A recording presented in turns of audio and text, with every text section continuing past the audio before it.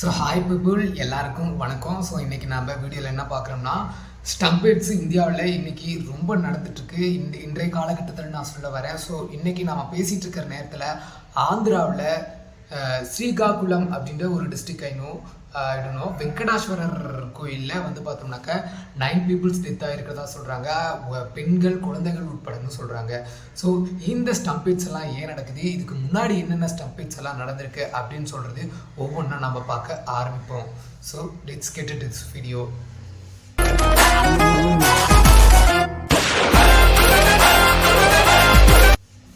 So guys, இன்றைக்கி இன்னைக்கு ஆந்திராவில் ஒரு ஸ்டம்பேட் நடந்திருக்கு. வெங்கடேஸ்வரர் கோயிலில் டெம்பிளில் நடந்திருக்கு. ஸோ இதே போலவும் ஒரு ஸ்டம்பேட் நடந்திருக்கு. அது எப்போனா பெங்களூர் ஸ்டம்பேடு அப்படின்னு சொல்லிட்டு ஒரு ஸ்டம்பேட் நடந்திருக்கு. அதாவது ஜூன் 4 அன்னைக்கு ஆர்சிபி கப்பு வின் பண்ணிவிட்டு அவங்களோட சின்னசாமி ஸ்டேடியம் எடுத்துகிட்டு வரும்போது பார்த்தோம்னாக்கா அங்கே நிறைய மக்கள் அதிகளவு கூடியிருந்ததுனால அவங்களுக்கு போதுமான வசதி ஏற்படுத்தி தராதனாலேயே அங்கே ஒரு ஸ்டம்பேட் நிகழ்ந்தது. ஸோ அந்த ஸ்டம்பேட் நிகழ்ந்ததில் ஒட்டுமொத்த இந்தியாவுமே உலுக்கி போட்டது அப்படின்னு சொல்லலாம்.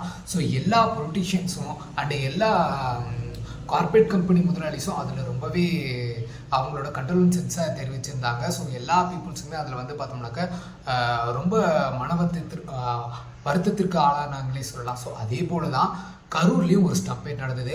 அது பார்த்தோம்னாக்கா இந்த இந்தியாவை மட்டும் இல்லை வேர்ல்டு ஃபுல்லாக ஸ்தம்பிக்க வச்சது. ஏன்னா அங்கே ஒரு பிரளயமே நடந்ததுன்னு சொல்லலாம். ஏன்னா அந்த நேரத்தில் ஒரு பொலிட்டீஷியன் அங்கே வந்து எடுக்க வராது. அவர் யாருன்னா ஆக்டர் விஜய். ரொம்ப நாள் கழித்து அவர் ஆக்டிங்கே விட்டுட்டு அரசியலுக்கு வரேன்னு சொல்லிட்டு வராரு. ஸோ அவர் இந்த மாதிரி நிறைய ஊரில் போயிட்டு அவரோட கேம்பெயினை ஸ்டார்ட் பண்ணிட்டு வந்துட்டு இருந்தார். ஸோ அப்போ செப்டம்பர் 27 அன்னைக்கு கரூரில் ஒரு பிரம்மாண்டமான ஒரு கூட்டம் கூடுது. அது எல்லா ஊர்லேயுமே அவருக்கான கூட்டம் தான். அதில் கிட்டத்தட்ட ஒரு 30,000 பீப்புளுக்கு மேலே ஒன்று சேர்ந்ததாக சொல்கிறாங்க. ஸோ அப்படி நடந்ததில் அன்னைக்கு மட்டுமே கிட்டத்தட்ட 40 பேர் உயிரிழந்தாங்க அப்படின்ற ஒரு உண்மையான விஷயமும் வந்தது.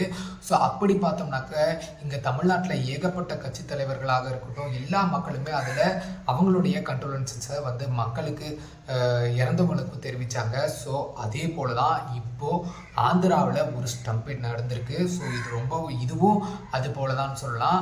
அதாவது பெங்களூர் ஸ்டம்பேட்டில் கிட்டத்தட்ட 11 பேர் உயிரிழந்திருந்தாங்க. கரூர் ஸ்டம்பேட்டில் கிட்டத்தட்ட 40க்கும் மேற்பட்டோர் உயிரிழந்தாங்க.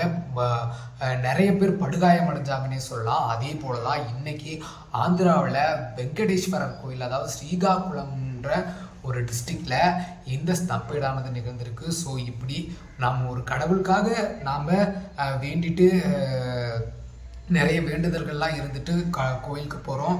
ஸோ அங்கவே இந்த மாதிரி ஸ்டம்பேட் நடக்குது அப்படின்னா இந்த கவர்மெண்ட்டு இதை மேலும் அவங்க பார்க்கணும் அப்படின்றதான் சொல்ல வர. என்னன்னா இது போல் கண்டினியூஸாக 1-2 ஸ்டம்பேடுன்னு இல்லாமல் நிறைய ஸ்டம்பேட்ஸ் வந்து பார்த்தோம்னாக்கா இந்தியாவிலேயே நடந்துட்டுருக்கு. ஸோ அதில் நாம் ரீசண்டாக ஃபேஸ் பண்ண ஒரு ஸ்டம்பேடு தான் கரூர் ஸ்டம்பேடு. இது ரொம்ப ஒரு கொடூரமான ஸ்டம்பேடாகவும் இருந்தது. அதுக்கப்புறம் இதுக்கு முன்னாடி பார்த்தோம்னாக்கா ஆர்சிபி தங்களுடைய 18 இயர்ஸ் கழித்து தங்களுடைய ஃபஸ்ட்டு கோப்பையை வின் எடுத்துகிட்டு வரும்போதும் இந்த ஸ்டம்பேடு ஒட்டுமொத்த இந்தியாவுமே ஒழுக்குனுச்சு. ஸோ அதுக்கப்புறம் இப்போ ஒரு ஸ்டம்பேட் வந்து இன்னைக்கு நடந்திருக்கு. ஸோ இன்னைக்கு நவம்பர் 2 இந்த ஸ்டம்பேட் வந்து நடந்திருக்கு. ஸோ 2025 முடியறதுக்குள்ளார கிட்டத்தட்ட 3 ஸ்டம்பேட்ஸ் வந்து நடந்திருக்கு. ஸோ இதை வந்து கவர்மெண்ட் வந்து பார்த்தோம்னாக்கா ரொம்ப கேர்ஃபுல்லாக ஹேண்டில் பண்ணி பீப்புள்ஸ் எவ்வளோ கூடுறாங்கன்றதையும் கால்குலேட் பண்ணி அவங்களுக்கு அதுக்குண்டான போலீஸ் சேஃப்டியும் அவங்க ரெடி பண்ணிட்டு கூடுதலான அதிக கூட்டக்கூடிய இடத்துல கூடுதலான போலீஸை நாம் வந்து சேர்க்கக்கூடிய ஒரு விஷயமாகவும் இருக்குது. ஸோ அங்கே ஆந்திராவில் இன்ன வரைக்கும் என்ன நடந்துட்டுருக்குன்னு தெரியல. அங்கே போலீஸாரெலாம் தீவிர விசாரணையில் ஈடுபட்டிருக்காங்க. ஸோ அதில் இன்னும் நிறைய சிபிஐ விசாரணைகள் வந்தால் தான் நமக்கும் தெரிய வரும் என்ன உண்மைகள் நடந்திருக்கு. இது வரைக்கும் 9 டெத்ஸ் நடந்திருக்கிறதா சொல்லி அஃபிஷியல் மீடியாவிலேயே தெரிவிச்சிருக்காங்க. இது ரொம்ப ஒரு வருத்தத்திற்குண்டான விஷயம். ஸோ நம்ம அங்கே இருக்க மக்களுக்கு நம்மளுடைய ஆழ்ந்த இரங்கலை நம்ம தெரிவிச்சுக்கிறோம். இந்த ஸ்டம்பேட்ஸ் எல்லாம் கண்டினியூஸாக இந்தியாவில் மட்டும் ஏன் நடக்குது அப்படின்னு பார்த்தோம்னாக்கா இந்த மாதிரி வேர்ல்டு வைடாகவும் ஸ்டம்பேட்ஸ் வந்து நடக்கிறது ரொம்ப ரேராக நடக்குது. பட் இந்தியாவில் அதை கம்பேர் பண்ணும்போது ரொம்ப அதிகமான ஸ்டம்பேட்ஸை வந்து இந்தியா வந்து ஃபேஸ் பண்ணிட்டு இருக்காங்க. ஸோ இது வந்து யாருக்கு ரொம்ப ரொம்ப ரொம்ப ரொம்ப ரொம்ப பாதிப்புனா மக்களுக்கும் ரொம்ப பாதிப்பு. ஸோ நார்மலாக ஒரு பஸ் ஸ்டாண்டில் கூடுற கூட்டமே ரொம்ப அதிகமாக இருக்குது. ஸோ அதே போல் ஒரு நிகழ்ச்சிகளில் கூடுற கூட்டமாக இருக்கட்டும், ஒரு பாலிடிக்ஸில் கூடுற கூட்டமாக இருக்கட்டும், ஒரு கோயில்களில் கூடக்கூடிய கூட்டமாக இருக்கட்டும், ஒரு ஸ்போர்ட்ஸு விளையாட்டில் கூடக்கூடிய கூட்டமாக இருக்கட்டும், இதெல்லாம் ரொம்ப அதிகமாக கூட்டமாகவே இருக்குது.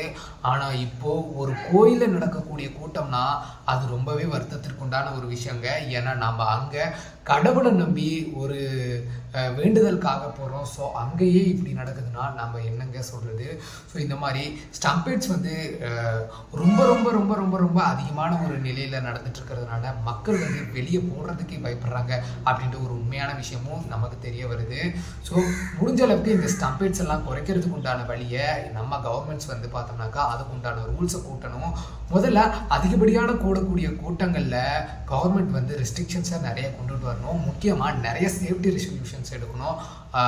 அதுக்கு உண்டான வாட்டரு ப்ளஸ்ஸு அதுக்கு உண்டான கரண்ட்டு எல்லாத்தையுமே அவங்க போதுமான அளவில் தயார்படுத்தி கொடுக்கணும்.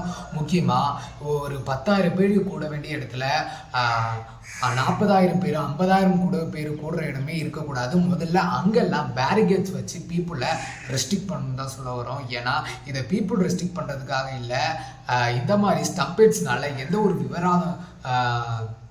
விபரீதமும் நடந்துடக்கூடாது அப்படின்ற ஒரு விஷயத்துக்காகவும் நாம் இங்கே வந்து வலியுறுத்துகிறோம். ஸோ கவர்மெண்ட்டும் முடிஞ்ச அளவுக்கு தங்களுடைய எஃபோர்ட்ஸை கொடுக்குறாங்களா இல்லையா அப்படின்றதே நமக்கு ஒரு கேள்விக்குறியாக இருக்குது.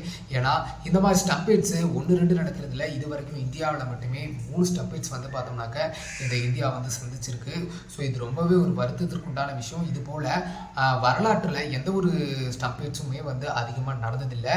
ஏன்னா கரூர் ஸ்டம்பேட் ஒரு பெரிய ஸ்டம்பேடாக இருந்தது இந்தியா ஃபுல்லாகவே. அதே போல் தான் இப்போது ஆந்திராவில் ஒரு ஸ்டம்பேட் நடந்திருக்கு. ஸோ இந்த ஸ்டம்பேடு இதுக்கு முன்னாடி பெங்களூர் ஸ்டம்பேடும் ரொம்ப ஒரு கொடூரமான ஸ்டம்பேடாகவே இருந்தது. ஸோ இந்த ஸ்டம்பேட்ஸ் எல்லாம் முடிஞ்ச அளவுக்கு ரெஸ்ட்ரிக்ட் பண்ணுற அளவுக்கு இந்தியன் கவர்மெண்ட்டு பாலிசிஸை கொண்டு வரணும். ப்ளஸ் ஸ்டேட் கவர்மெண்ட்டும் பாலிசிஸை கொண்டுட்டு வரணுங்கிறது தான் எங்களுடைய ஒரு தாழ்மையான வேண்டுகோளாகவே இருக்குது.